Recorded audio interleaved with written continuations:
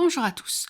Aujourd'hui, une petite vidéo de physique afin d'étudier certaines notions de base à ne pas confondre lorsque l'on étudie le MRU, le MRUA, le freinage, etc. Tout d'abord, ici, on observe un motard qui est photographié à intervalles réguliers sur sa moto. On vous demande alors si le motard est en mouvement par rapport à sa moto. On peut voir qu'à chaque fois, sa position est identique. Donc non, il n'est pas en mouvement par rapport à sa moto. Par contre, le motard est-il en mouvement par rapport au photographe? Là, on peut voir que oui, puisque sa position a changé.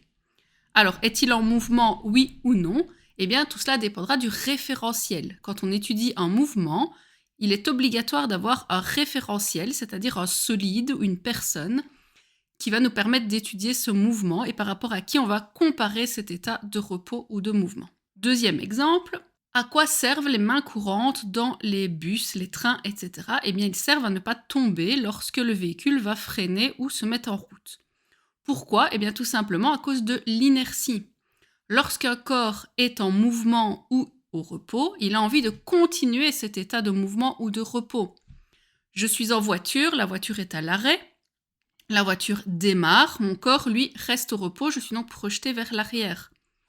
La voiture est en mouvement avec moi à l'intérieur, elle freine, mon corps veut continuer cet état de mouvement. Donc mon corps continue l'effet, ça c'est l'inertie. Quelques notions maintenant à ne pas confondre lorsqu'on étudie le mouvement. Premièrement, les notions donc de durée et d'instant.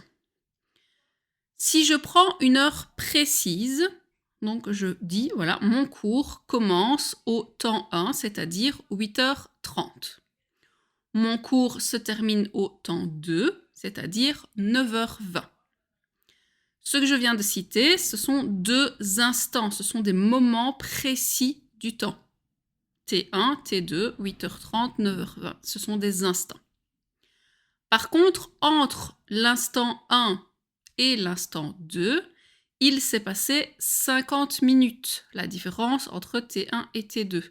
Ça, c'est une durée, c'est-à-dire la différence entre deux moments précis du temps. Autre notion à ne pas confondre, la notion de trajet et de déplacement. Si j'observe ici une carte et je veux me déplacer de Liège à Louvain, je calcule ma distance sur la carte. Avec l'échelle, je peux planifier combien de kilomètres séparent ces deux villes. Ça me donnera donc une distance qu'on appelle à vol d'oiseau. C'est la différence entre mon point de départ et mon point d'arrivée. Ça, c'est ce qu'on appelle le déplacement. Par contre, si j'effectue réellement le voyage entre les deux villes, je ne vais pas évidemment l'effectuer à vol d'oiseau, je vais parcourir la route. Là, je vais obtenir mon trajet, c'est-à-dire les kilomètres que j'aurai réellement parcourus. Il y a donc une différence entre trajet et déplacement. Exemple concret, j'étudie le voyage d'une petite araignée sur mon mur.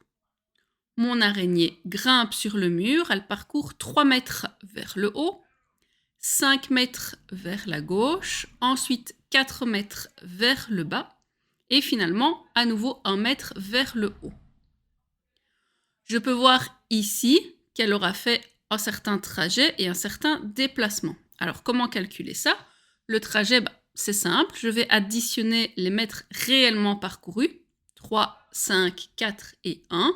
Mon araignée a donc réellement parcouru 13 mètres, c'est son trajet. Comme je vous ai dit, son déplacement, c'est la différence entre son point de départ et son point d'arrivée, x1 et x2. Au départ, elle se trouve là, à l'arrivée, elle se trouve ici. Il n'y a donc plus qu'une différence de 5 mètres entre les deux. Elle s'est donc déplacée de 5 mètres vers la gauche. Il y a donc bien une différence entre son trajet et son déplacement.